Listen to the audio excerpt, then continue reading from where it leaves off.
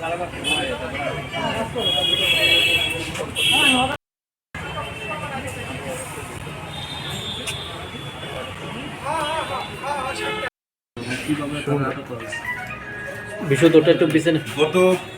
কিছুদিন বলতে আমরা গত মাসটাই বলি, যেহেতু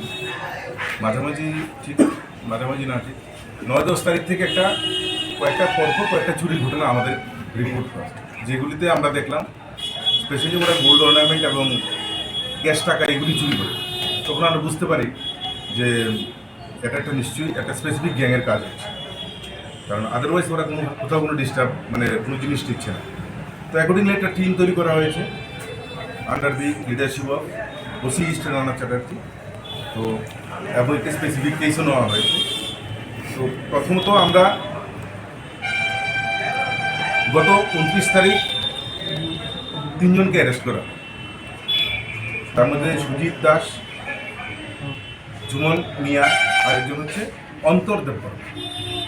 3 জনকে জিজ্ঞাসা করার পর ওদেরকে জিজ্ঞাসাবাদের পরে আমরা যেটা পেয়েছি সেটা হচ্ছে একটা এক সেট সোনার জিনিস শঙ্খ শাখা প্রায় 40 গ্রামের মতো, আর আরেকটা ল্যাপটপ যেটা আপনারা দেখছেন। এগুলি তাদেরকে আমরা পুলিশ রিমান্ডে আনি এবং তাদের জিজ্ঞাসাবাদের পরে তখন আমরা আরও 4 জনের নাম পাই এই গ্রুপের, এদের গ্যাংয়ে। তখন ওদের কাছ থেকেও আমরা প্রত্যেকের কাছ থেকে আমরা উদ্ধার করতে পেরেছি গোল্ডেন চেইন, তারপর রিং, ইয়ার রিং, তারপর হাতের শাখা এবং আরও অনেকগুলো জিনিস যেগুলো আপনারা দেখছেন। তো এদের নাম হয়েছে আকাশ দে, বাপন দেবনাথ, দীপ্তনু সাহা এবং টুটন বর্মন। আকাশ দে যার বাড়ি হচ্ছে ঋষি কলোনি, বাপন দেবনাথ যার বাড়ি হচ্ছে তুলাকুনা, আরেকজন হচ্ছে দীপ্তনু, ওর বাড়ি হচ্ছে মহেশখোলা, আর টুটন বর্মন ওর বাড়ি হয়েছে মেলাঘর।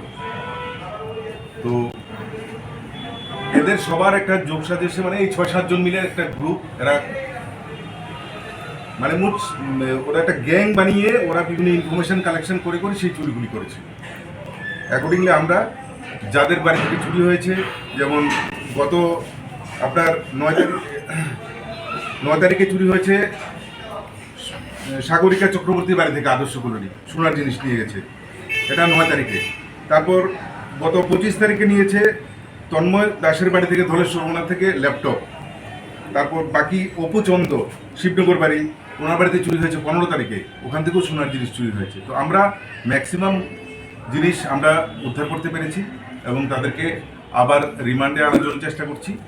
আশা করব বাকি জিনিসগুলি আমরা উদ্ধার করতে পারব। এবং লক্ষণীয় বিষয় হচ্ছে এদেরকে ধরার পর থেকেই আপনারা লক্ষ্য করুন একটাও চুরির ঘটনার রিপোর্টিং নেই আমাদের এলাকায়। এবং আমাদের দৃঢ় বিশ্বাস আমরা পুরো গ্যাংটাকে ধরতে পেরেছি এবং আগামী দিনে আমরা এদের যদি আরও কোনো টিম গ্যাং মেম্বার বাকি থাকে ওদেরকেও ধরতে পারবো এবং চুরির ক্ষেত্রে আমরা একটা ভালো একটা পজিটিভ দিক দেখাতে পারবো। কোন জায়গা থেকে ধরা হলো?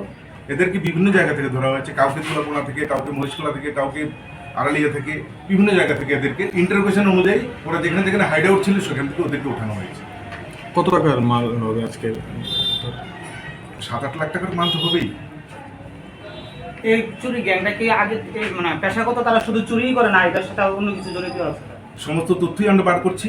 এরা আগেও বিভিন্ন চুরির ঘটনায় জড়িত ছিল এবং আরও কোথায় কোথায় চুরি করেছে ওরা, সেগুলি আমরা বার করছি।